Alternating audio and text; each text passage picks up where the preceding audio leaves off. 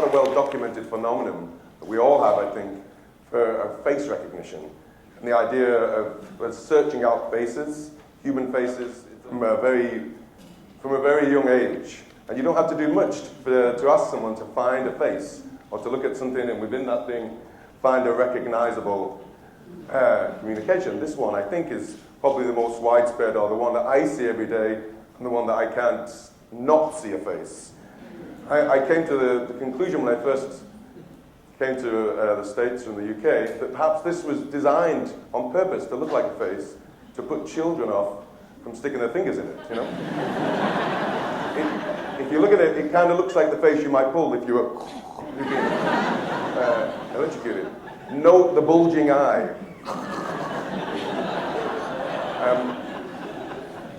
So, I was introduced to typeface design, which is what I'm going to talk about today, as a student at the university in London. And the reason I told that story up front about face recognition is because over time I've developed a kind of face recognition from everyday objects, but what I'm starting to recognize is letter forms. So here's one of my earliest type designs, and this is when I was a student, and I've gone outside, and I've jumped in front of, you can see the London bus there, I've jumped in front of some buses and some taxis, and I've taken photographs of the road, and I've designed a typeface that would go with them. And these are some of my earlier explorations within typeface design. So the one on the left is a colorblind test, and the one on the right really is face recognition, typeface recognition. The one on the right is made of flexi or bendy straws, and this is my first real typeface design in the year I graduated from university. And basically it's found straws, bent and rearranged to create letter forms. Now over time, I began to see letters everywhere and letters in everything. This is something I saw in a brochure or a catalogue you can buy. You can go and buy your Band-Aids. And when I studied this, I looked at this, I thought it was saying something. And I became convinced that there was a typeface within it.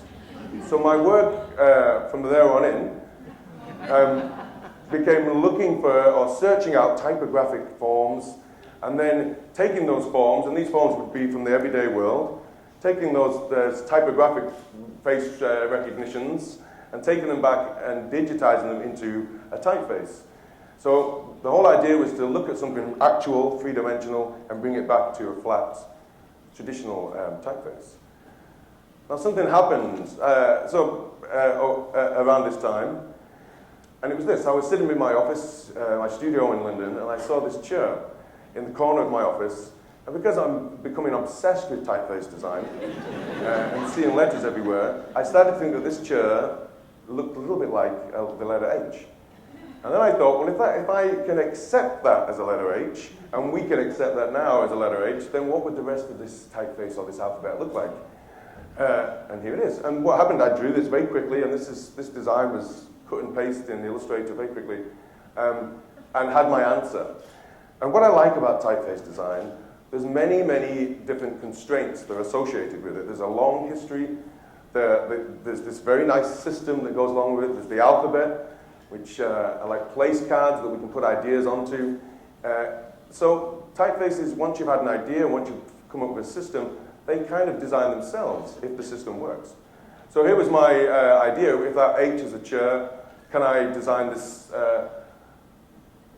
whole typeface, and will it end up looking like these things are little tiny pieces of furniture? So if you note some of them, I went on, obviously I got all overexcited, and I went on and I met this guy who could weld, and we made these things, and we put them into a gallery. We had some gallery shows, and so we had the whole set. And now these, we put them into a big space, and then kids came in and rearranged them and wrote curse words. So as you would, you know.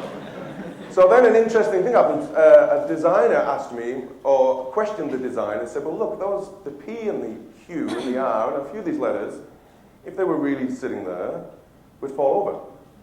And my answer then, which really was getting out of a problem, was a three-dimensional P would fall over, right? And I'm not sure if I really meant it when I said it. I was just trying to get rid of him, or dodge the question. But afterwards, that had a profound effect on me. I was looking for constraints within furniture design, and applying them to typography. And that idea of looking for constraints in a different medium or a different process and applying it to some rules that I have mastered is how I've developed since then.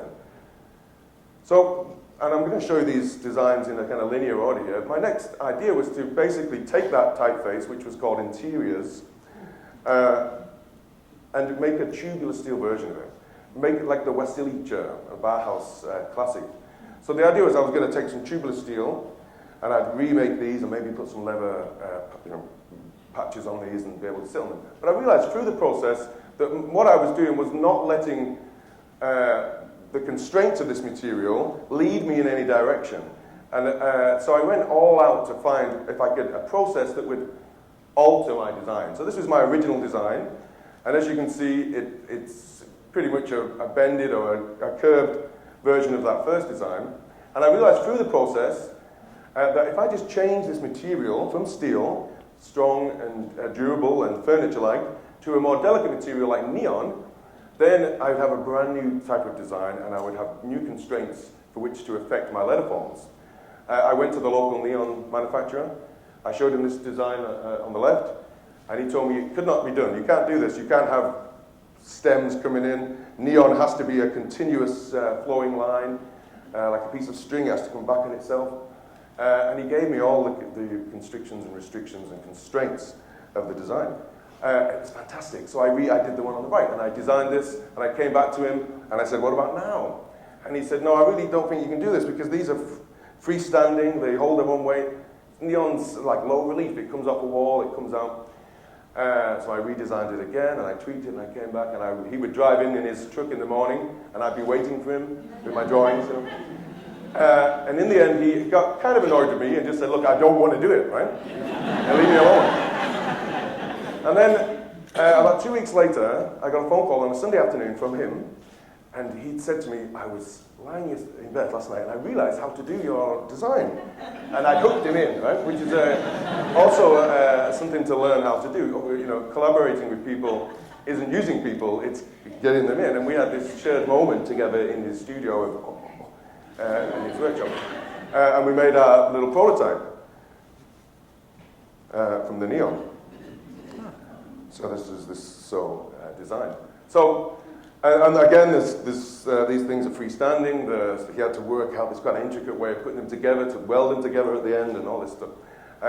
But I would never have designed this without that collaboration and without that little back and forth and without learning from him as much as the constraints of that material as I needed to know, probably more than I needed to know, but needed to know for something to happen with my design that was forced. So I got a little ahead of myself at this point because I realized I was dealing with my other designs followed suit. I was dealing not with just typography, but with almost product design. So I began to think of what kind of products could I make with this three-dimensional approach to typography. And this idea was inspired by a modern dome tent. These tents that you put the poles in very quickly and you can just pop, and they give you a nice tent and you can jump in and sleep. So I did a lot of research into how these are made, what the materials are. I sourced materials. I had tubular plastic with the elastic cord that runs through them, and I made these intricate little letterforms. And here they come in a little bag, and you open them up and pop, and you have your letterforms. And they're ideal for maybe a protest march. We can go on, we could write something, and then when the police come, we can just pop it up and you know. And I like the idea of I wanted to give people big lettering, temporary signage systems, I called it. And you could have this for your opening or some kind of event. Now, what happened to me, these were exhibited in a furniture design exhibition held by Design Within Reach called Modern Design Functionalities. It was an odd thing. MDF was an unfortunate kind of lettering, but MDF.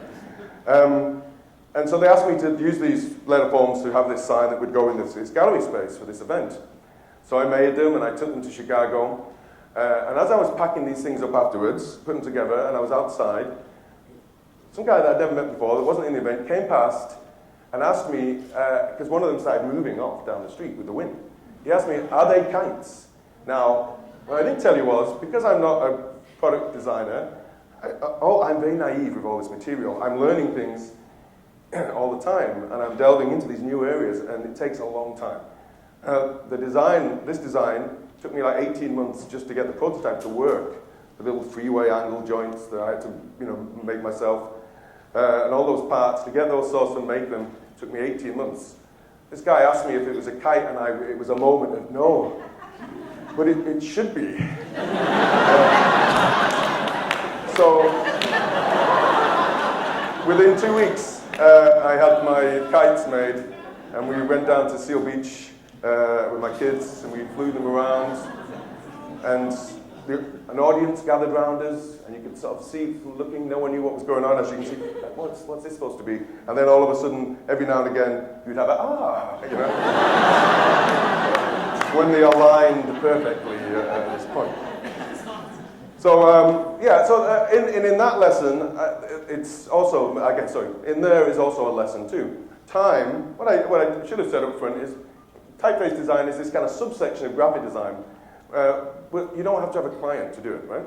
You don't have to, it's self-initiated. So you have an idea, and you have, any typeface is basically one person's kind of idea, and they tweak it and tweak it. And I see these as typefaces still. They're objects, but they work in the same way. They get used by other people. I'm showing you the prototype, but they've been used by different clients over the years to say different things, just like a typeface I might have designed, conventional typeface might be. So here I am having these ideas and looking at objects around me and trying to find typographic form, or trying to squeeze typographic form into these kind of scenarios. And then at this point, I started to look at my own a backwards kind of approach. I looked at my own two-dimensional designs and started to see them, what they would look like if they were three-dimensional. And this is a stencil design I designed. And if you study the breaks in a stencil that are needed to keep it from falling apart and for keeping the paper strong, and then analyze those, to me they started to look exactly like what you would need if you were designing handrails in a bathroom. The breaks are at the same place. So again, this kind of, once you allow yourself to go there, this design builds itself. So I went again to the company that makes handrails for hotels and bathrooms, and I spent a lot of money and a lot of time on their machine, because my design, I just went and bent things, and I went, let's make this. And they said, you can't do that, it's a compound curve, and if you're going to manufacture these things, they've got to figure it all out on the machine. So I spent most of my time, or money was spent paying for time on the machine, measuring what could be done. And then through that process, again, all the constraints went into being able to make these letter forms. So, and one of my fears is that I make something, and then further on down the line, someone says, we need this. We've got this huge hotel chain. We want your type in every hotel in America. And I turn around and say, I can only write the word play. Sorry. So what I'm not showing you here is my kind of other processes I've designed. There's always the whole set alphabet. I design every letter, and that in itself, making sure that works, is a big part of the process. So, which leads me to this. This is an image of my window in my office. And I think we've all done this. We pull it. So the only difference is when I pull it, I don't walk away. I go, ooh, wait a minute. This is a Venetian blind that's been pulled on one side and not the other, and it curves up beautifully. And if you study that and really look at the lines and how those lines gather together as that tapers in, if you've got some kind of typographic problem, like myself, you start to see that there's a typeface waiting to happen in this. So I bought a few of these things, laid them out, and went around, pulled a few strings, and wrote my word. Now, the reason I'm showing you this one at this point is because I think the process here is backwards. I didn't design a typeface to make it three-dimensional. I had this three-dimensional idea, and I think the answer here, the ultimate answer is not this, but the typeface that came from it, because there's no way I would have sat down and drawn some of these lines at a computer or with a pencil. This design would not have come out of my head if I hadn't gone through this process of feeling and making and observing an object. And so now what I like about this is instead of having, because I can open and close these blinds on the wall, so instead of having light, regular, and bold, I can have open, regular, and closed. Right? And again, there's something, I think this is the ultimate kind of design from that whole process of looking at window blinds. Now, most recently, I've been commissioned to design a catalog cover for UCLA Extension. Now, yes, and it's been an ambition of mine to do that. It's a prestigious job, and some of the designers that have worked on UCLA Extension catalog covers in the past are very well known and respected. So for a long time, that's been something I've wanted to do, and now I have the opportunity to do it. And as you can imagine, I'm going all out to do something different. So as I collaborated with the neon manufacturer, and as I've collaborated with a lot of people along the way, I worked this time with a furniture maker, and we made 15 desks and tables at different heights, and you can sit on them, you can dine on them, and what we've done is outside this building right now, we've set up a live link. You have to trust me, here we go, of the letters. So it is,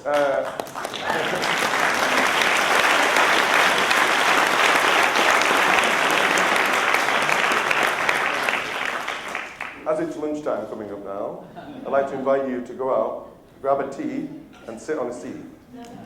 Good, thank you.